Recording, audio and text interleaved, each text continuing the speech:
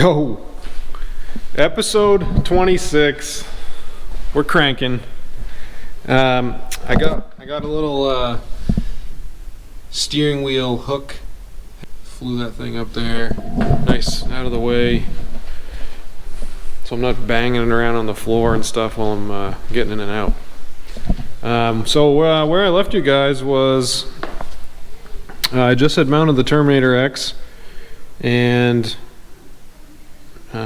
so that's all good. I didn't change anything with that. I did run the harness for it, so I got the harness now. I ended up drilling using a hole saw, 2.5-inch hole saw, going through my heater delete panel, running the harness through, and then making this like 2-piece split aluminum little cover, and then the grommet to slide around the harness. So that's the entire Holly harness coming through that one. I think it's a 1-inch grommet, and I don't have it all plugged in yet, but I do have some of the stuff plugged in, like on the throttle body here. Just checking the length on everything. I got the coils plugged in. That's all going to be cool. I was able to run the coil wire, the power wires for the coils, and plug them in to the valley cover, like above the valley cover, so I didn't have to come over the valve cover now, like I thought I was going to. So yeah, I've been just picking away at doing some of the electrical. Here's my board.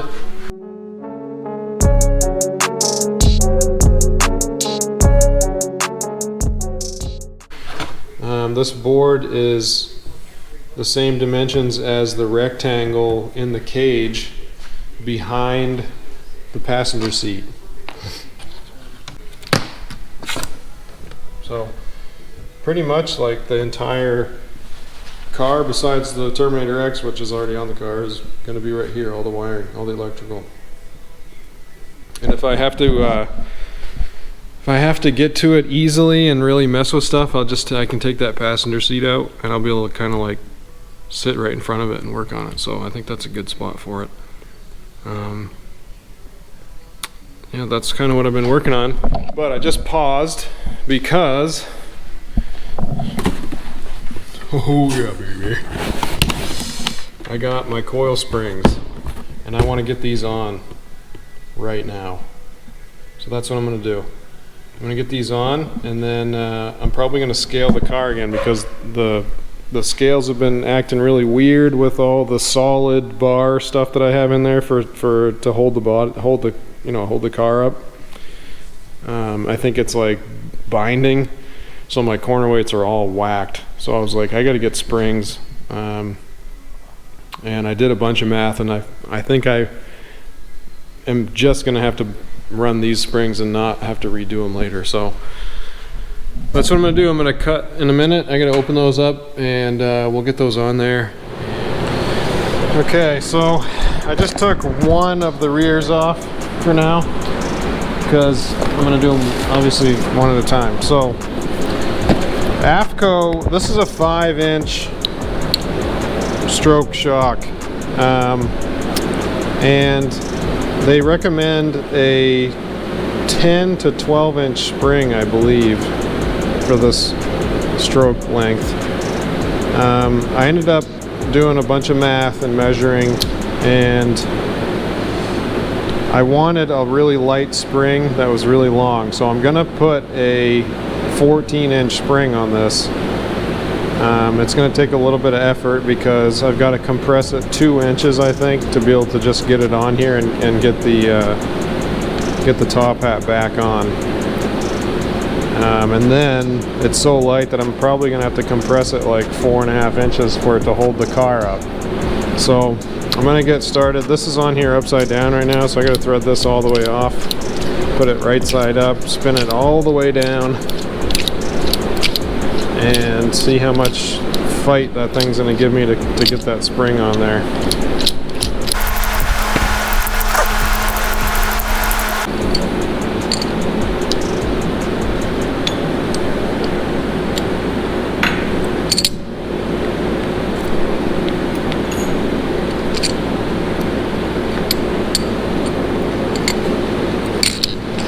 I went with that really long spring, light spring, because I want this thing to have a lot of stored energy. I want it to be able to let the shock do its job, not be so stiff that it's, you know, not letting the shock dampen and do its job.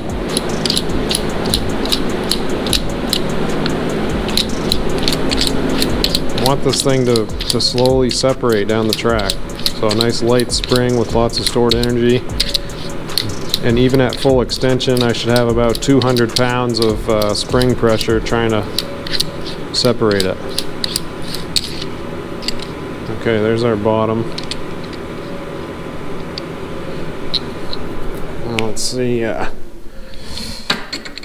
much of a pain in the butt this is going to be.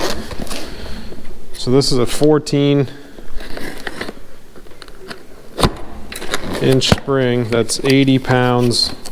It's really light. 80 pound an inch. Jeez, look at these bags, man. These are fucking sweet.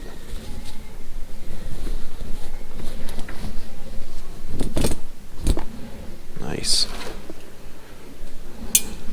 Oh yeah. I'm gonna have to probably get pretty creative here to get this on here. It's not that bad, actually.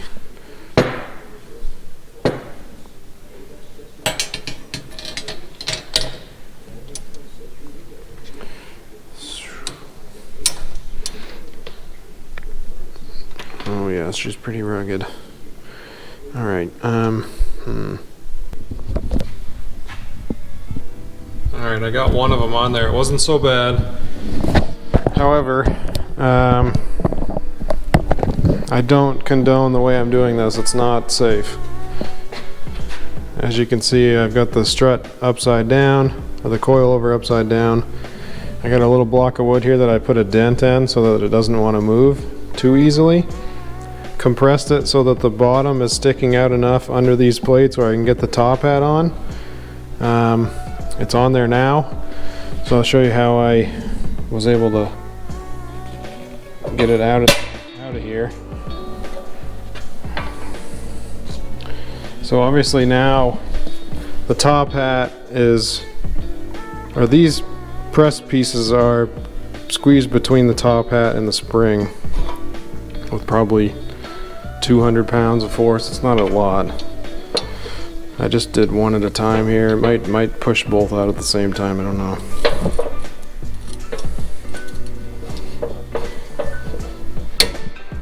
It's not very pleasant. There we go. Voila! Don't do that at home, guys.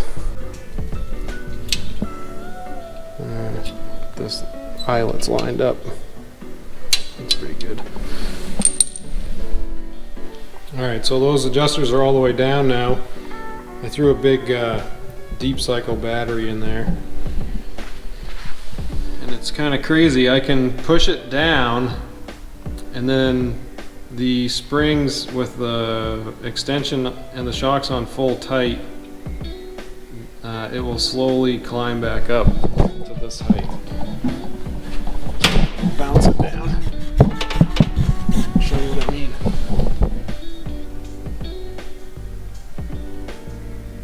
It's got so anyway, it's too high right now. So what I'm gonna do is I will I'll move the coilovers on their lower mounts, those adjustable mounts, and I'll have to go, you know, one hole. And then I might have to compress the spring some more to get the, because that's you know, it'd be nice if it was compressed a little more than just being all the way at the bottom of the perch, or the adjustment. So I'm gonna do that. Alright, we got our ride height just about back. It's a little high right now. There's no trunk on it, no fuel in it, no wiring, blah blah blah. So I just had to lower the coilover brackets on the bottom down one hole. And I've got about 2 inches of my shock sticking out, which is an inch more than I wanted. and I'm also about an inch higher than I wanted to be here on the ride height. So I'm gonna do the fronts, and because the front's a little low right now, and I think by picking it up in the front a little and having actual working suspension here instead of just bars that are probably all bound up, I think we're gonna get this back where we want it to be. And if it doesn't, then I'm gonna have to grab some lighter springs for the rear, like some 14-inch 65 pound or something like that. So I'm gonna do the fronts now.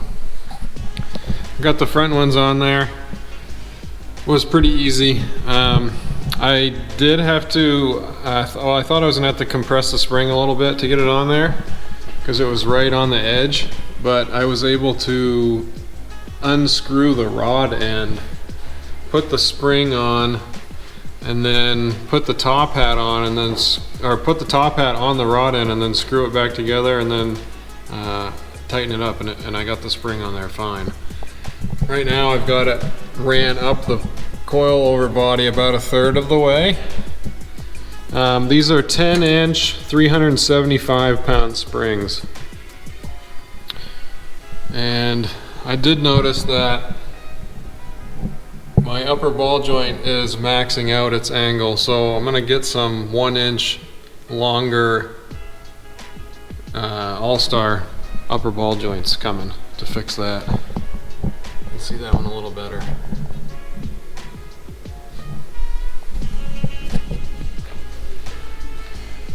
All right, we're on the ground and it's sitting perfect.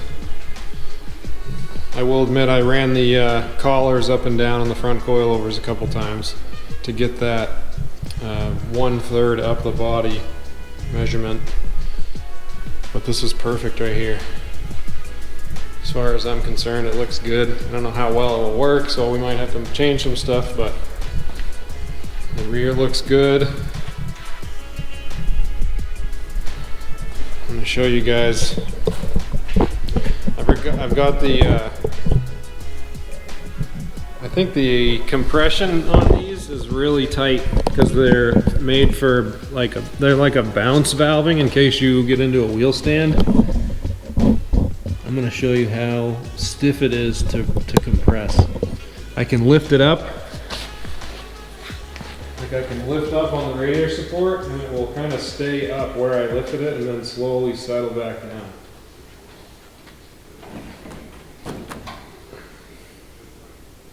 Check that out. So I can help it a little. Lift it up. And then slowly it settles. So should be awesome for on the starting line. Let go of the trans brake button and it's gonna transfer. I might have to slow it down obviously, and then it won't let the nose dive back down once it's lifted. Keep that weight on the rear tires.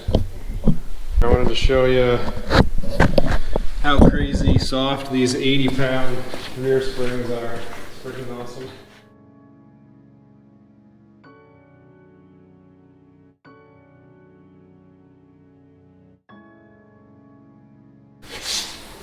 If I tighten those up, I cannot even move it. Like the sidewall of the tires, the only thing that moves when those rear shocks are tight. So yeah, it's sitting good.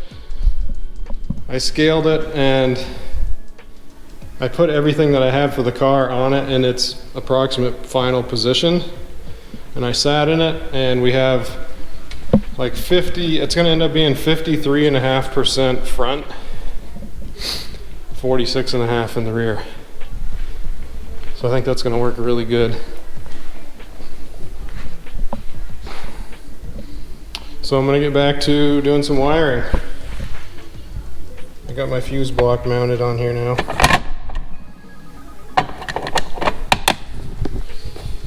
All right, I think I've got this thing wrapped up and at the point where I can put it in the car. I got all my circuits, all my relays, all my fuses, all my junction little blocks here set up, all my leads, labeled. Sorry guys, I had to switch to my phone from the GoPro because it was giving me some trouble. So basically, I got the Holley I/O module here, which is all has like breakout points right here. This is the inputs, this is the outputs, and this is the 5-volt reference wires and 5-volt, sensor grounds. I haven't got all those inputs hooked up yet because they're on the chassis side. So I've got this first bar is for the I/O that's on the Terminator X. So all those 8 wires will go on this side from the Terminator, and then this side will go towards the boost control solenoids and whatever else I have for inputs and outputs on the 4 that come with the Terminator. This is just a block down here for some ground. These are all ground supplied, and then these are 12 volt switched through the fuse block. I don't have anything hooked up to this yet. There's just a 12 volt that's supplying these 3. Well, actually I only have 2 here because I'm burning one of them with that supply wire, but it will be used for a drive shaft speed sensor on 1. So I'll have 1 unused. I ended up wiring the trans brake with its own relay and the flyback module, protection module from Holley. So that should all work really good and be safe, not burn any wires up. I'm using one of the outputs from the Terminator X to run my secondary fuel pump. And I'm using these switches here. 2 of them I'm supplying ground instead of voltage. So when I hit the switch, it will provide ground, which will turn on the water pump and the cooling fan.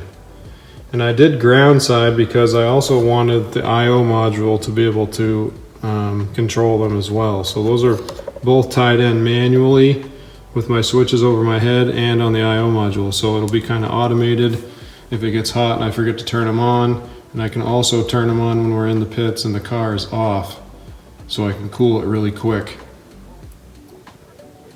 Turn signal flash, I already went over that. I did a big junction power block here for battery positive stuff. Kind of comes through the back, and down there I'll put a big battery cable that runs to the trunk. That big wire feeds all these relays.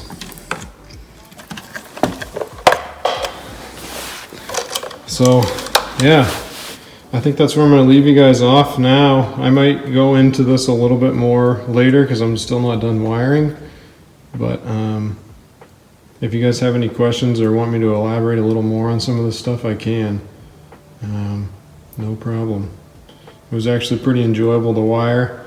Being able to start all from scratch and kind of lay it out how I wanted, and I think I've got a pretty good system here. So that's it for this episode, you guys. Thanks for watching, and I'll see you in episode 27.